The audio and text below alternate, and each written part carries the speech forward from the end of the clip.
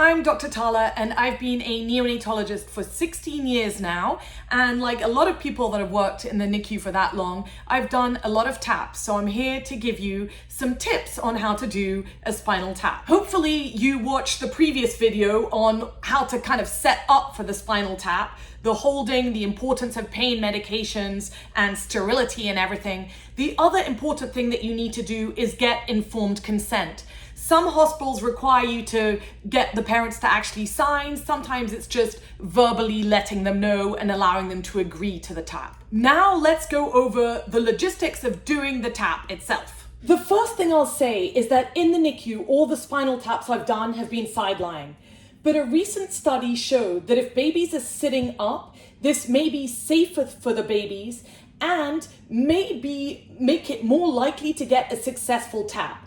The difference was 64 to 58%, so significant if not massive.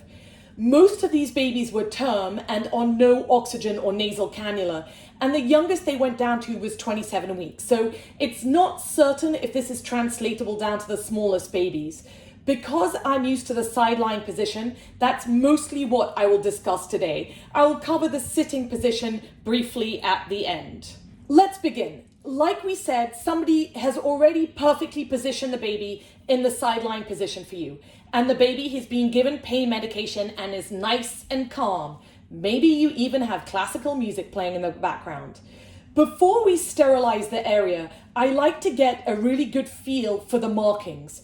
So what you want to feel for with your left hand, I'm right-handed, is the superior aspect of the iliac crest. This is the top part of the pelvic bone. You can feel it kind of just jutting out right there.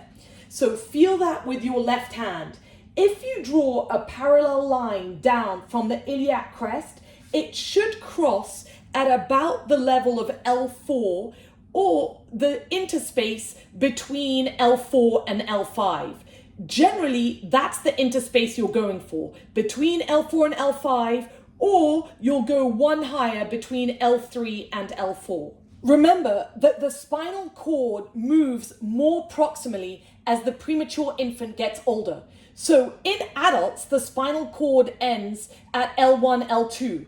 The more premature the infant, the lower it is. In a baby from 23 to 27 weeks, it ends at about L3, L4. So definitely for the smallest babies, go for the L4, L5 interspace. So get a good feel for the space that you're going to go into. This would be a good time to feel whether there is a good space between the spinous processes. If there isn't, then communicate with a holder and see if there's anything that can be done about it, whether it's flexing the back more or giving more pain medication. If you still don't feel like a good gap, then maybe you do better if the baby were actually sitting up. Next, it's time to clean and drape. This is when I'd be putting on my cap and gown and mask or whatever protocol your hospital recommends. Obviously, it's a sterile procedure, so you should definitely be wearing sterile gloves. These are not sterile, but this baby's also not real, so I think we're going to be okay. So now we open the LP kit. I always find this quite exciting because you never know exactly what you're going to find in there. Obviously, in any kit, you are going to need the basics.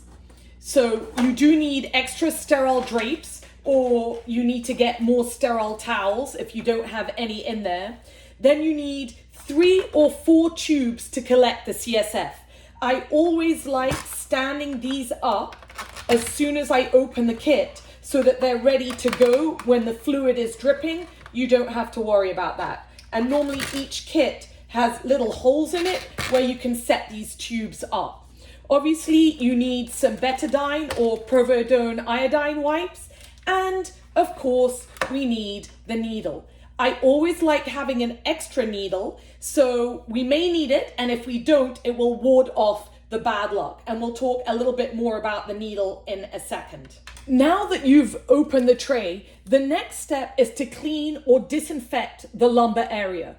This should be done 3 times. So start exactly where you're going to actually stick for the LP and then go in larger concentric circles. So that's 1, and then that's 2, right there, and then That's 3. By the way, thank you, Lisa Stone, for letting me use this mannequin. After you finish that, drape the baby.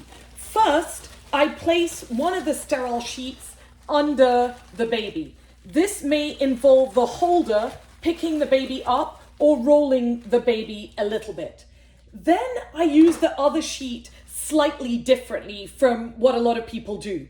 Usually this one has some sticky tape on it.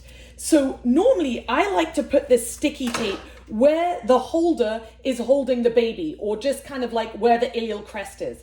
This sticky tape is kind of in a funny situation, so I'm just going to put the other drape just like this on top of the baby. And the reason for this is that if the baby's back is completely covered and we're using the hold that they want us to use, then sometimes it's really hard to get a good look at exactly where the markings are.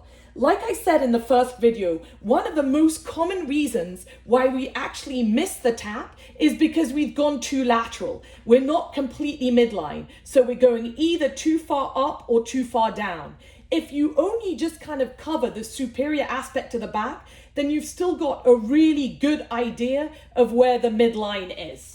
I also like having the diaper down just a little bit so you can see the gluteal cleft, or the cleft between the buttocks. This is also a really good landmark for making sure that you're completely in the midline. Once you've placed your drapes, feel again with your left hand for the iliac crest. I guess you could reverse all of this if you're left-handed, I'm not sure.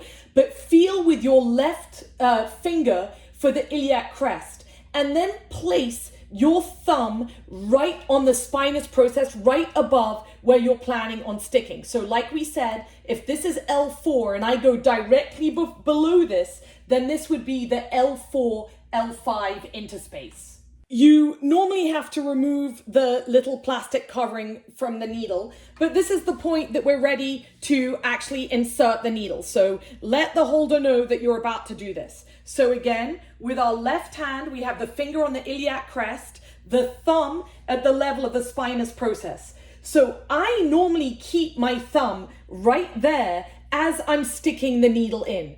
The needle we use is either the larger 22 gauge 1.5 inch or a 25 gauge 1 inch needle. Always insert the needle with the stylet in. So here you can see that very skinny stylet in the middle of it. Some people say you can remove the stylet once you're through the skin, but the same study in the Lancet showed it didn't really make a difference whether the tap was successful or not. The needle should be at an angle of about 60 to 75 degrees. So not directly parallel to the skin, because you're trying to make sure that the needle follows the path between the spinous processes. So aim it cephalad, or basically kind of towards the umbilicus. If you're hitting resistance, then take out the needle slightly and then point it more cephalad, because it probably means you're hitting the superior aspect of the spinous process. Obviously, if your angle is too high, you may be hitting the inferior aspect of the spinal process. So here, let's go. So I've got my thumb right in the right position. I seem to be midline, and I'm pushing this in. The needle has to go through many layers: the skin, the subcutaneous tissue, a whole bunch of ligaments, then the dura, which is when you'll feel that first pop, the dural space, then the arachnoid, which is kind of the second pop, and then you reach the arachnoid space where the actual CSF is. Go very gently so you can feel the pops, although honestly, sometimes in babies you don't feel them at all, especially in the younger ones. In term babies, the needle should go in about 1 to 1.5 centimeters, which, if you think about it, is hardly anything. In preterm babies, this is even less, so about 3/4 of a centimeter. The formula for depth of insertion in millimeters is 2.5 times weight in kilos plus 6. So for example, if you have a 500-gram baby, then it's 2.5 times 0.5 equals 1.25. 1.25 plus 6 equals 7.25 millimeters. So basically in a preemie, you're going somewhere between 3/4 and 1 centimeter in. Once you feel you're in, then take the stylet out and hopefully watch the clear fluid drop out. Sometimes it's bloody immediately and it takes a few drops for it to clear. Sometimes nothing comes out. Try turning the needle in a circular motion, which to maybe clear some of the spine roots, or it could also help the direction the bevel is pointing to get the fluid dripping better. Or maybe you don't have any fluid because you're too far in or too far out. Try pushing the needle in 1 millimeter or out 1 millimeter. If you're moving the needle more than 1 millimeter or 2, then put the stylet back in prior to moving it. If you're really not getting anything, or it just looks like pure blood, then try again at another level, whether it's L3, L4, or L4, L5, the opposite from what you previously tried. Also, check again exactly where you went in. Were you too high or too low? Was it definitely in the midline, in the center of the back? Discuss with the holder if there are any obstacles to what you could do better as a team for better access. Maybe it would be better if the baby were more flexed or more sedated or whatever. Generally, we all say that if you can't get it in 2 sticks, you should stop. I think that might be true of many procedures, but after the second, at least call a friend and make a decision about how you want to proceed. This may involve sitting the baby up. So again, that would be with the baby's hips flexed and the baby's knees also flexed, and the holder is supporting the baby on either side.